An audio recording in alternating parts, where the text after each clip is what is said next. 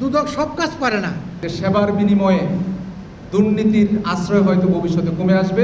কিছুই না পারলে আমি কমিশনার, আমাকে জানাই দিবেন, আমি অ্যাকশন নেব। ঘুষ নিয়েছে, অবৈধ সম্পদের মালিক হয়েছে, এই দুইটা কাজ দুদকের অ্যাবসলিউট দায়িত্ব। সাংবাদিক ভাইরা যারা আছেন তারা সঠিক খবরটা দিবেন, খবর যেন কোনোভাবেই অতিরঞ্জিত না হয়।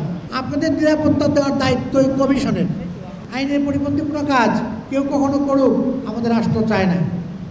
দুর্নীতি দমন কমিশনের এখানে আমরা 28টা দপ্তরের বিরুদ্ধে অভিযোগ পেয়েছি। সেবা প্রার্থীরা তাদের ভোগান্তি, দুর্নীতি, বিভিন্ন ইস্যুটা তৈরি করেছেন 28টা দপ্তরের এগেনিস্টে।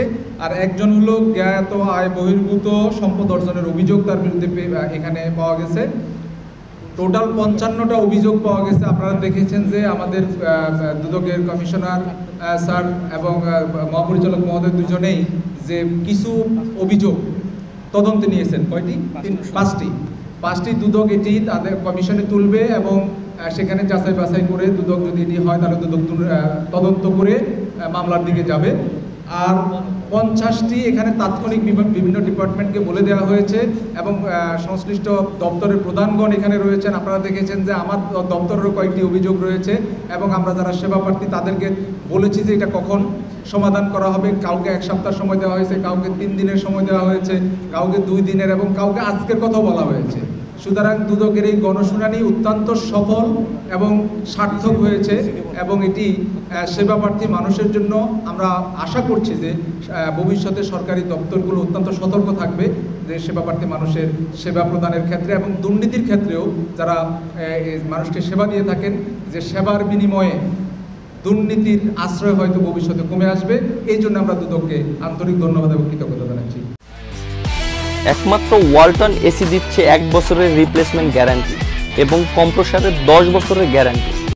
আপনারা সুনির্দিষ্ট অভিযোগ করেন, যদি অভিযোগ এই অফিস নাও নেয় আমাদের সেন্ট্রাল অফিসকে জানান, কমিশনকে জানান, কমিশন অবশ্যই আপনারা নেবে এবং এই অফিসও যে কোনো অভিযোগ গ্রহণ করবে।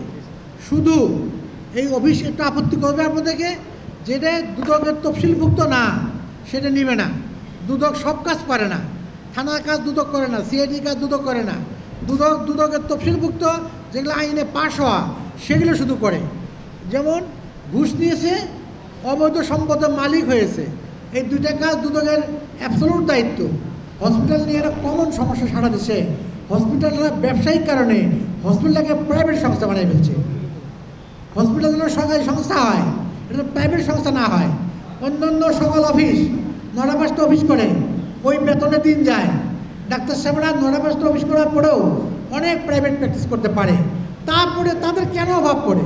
আবার কেন এজেন্সি লাগে? আবার কেন প্রাইভেট ক্লিনিক লাগে? আবার কেন মানুষের কাছ থেকে শুধু হয়তো টেস্টের কথা বলে পয়সা নেয়? আপনারা সকালে একটু তৎপর হবেন, তাহলে মানুষ সেবা পাবে। এখানে এই দুদকের অফিসের লোকজন বিগত প্রায় 1 মাস যাবৎ আপনাদের এই প্রোগ্রামে আয়োজন করতে হয়েছে, তাদেরকে আমি ধন্যবাদ দিই। ভালো আয়োজন করেছে। সাংবাদিক ভাইরা যারা আছেন তারা সঠিক খবরটা দিবেন, খবর যেন কোনোভাবেই অতিরঞ্জিত না হয়, বেশি না হয়, কম না হয়। যা আমরা বললাম তা বলবেন, মানুষ যা বললো তা বলবেন, পরিসংখ্যান যা তাই আপনারা একটু কষ্ট করে দিবেন।